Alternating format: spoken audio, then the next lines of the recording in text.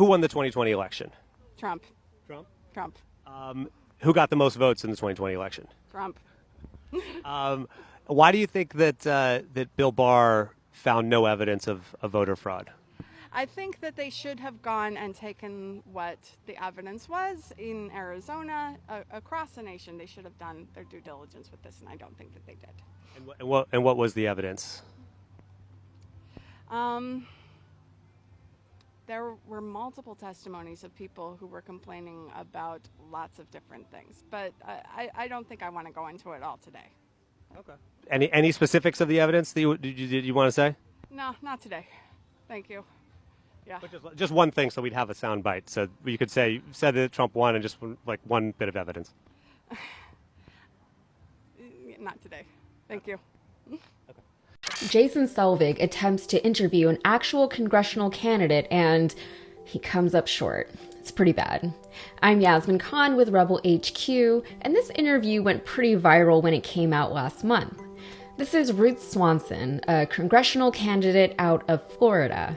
On her website, she describes herself as an American first, anti-communist, pro-medical freedom, anti-globalist, anti-corruption, election integrity, clean the swamp candidate.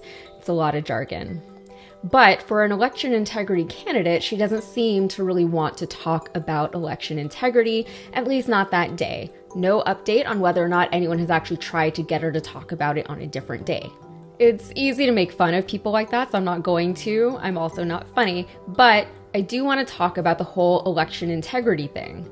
I spoke a little bit about it in a recent video I did in regards to how much public money the Texas Attorney General has spent on investigating false and unfounded claims of voter fraud in Texas. And as we head into the 2022 midterms, this is something that I feel like isn't being addressed as well or as fully or as properly as it really should be. First of all, I will say that Ruth is entitled to run for Congress if she really wants to.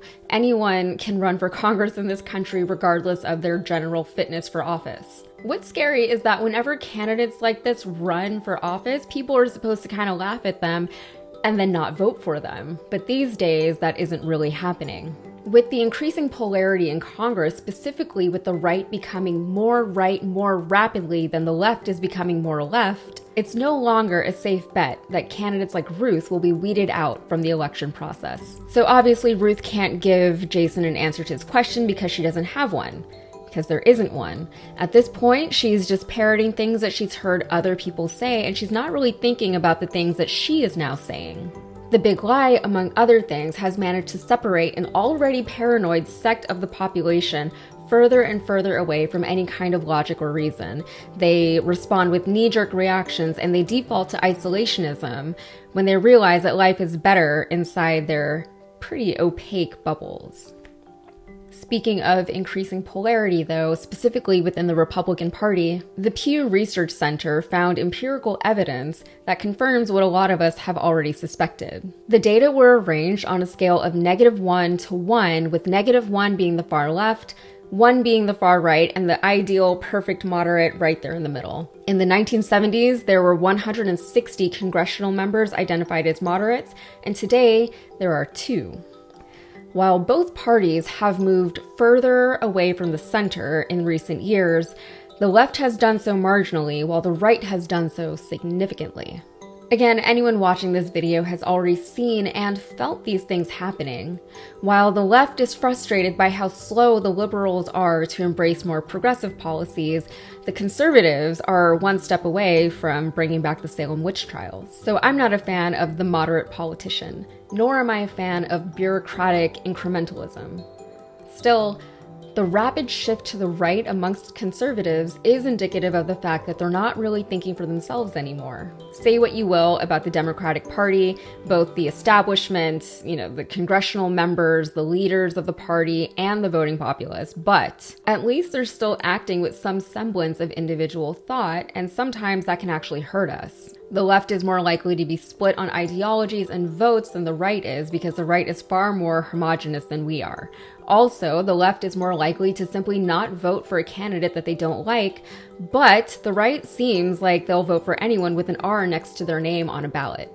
All they need is to hear a word from one of their chosen leaders, And they're on board with it. Sometimes that's all it takes. You'll see somebody post something insane sounding on Twitter, and then some intellectual will be like, okay, but where's the lie?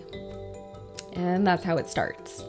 Once a thought is planted in the collective right-wing brain, it's very hard, if not impossible, to uproot it.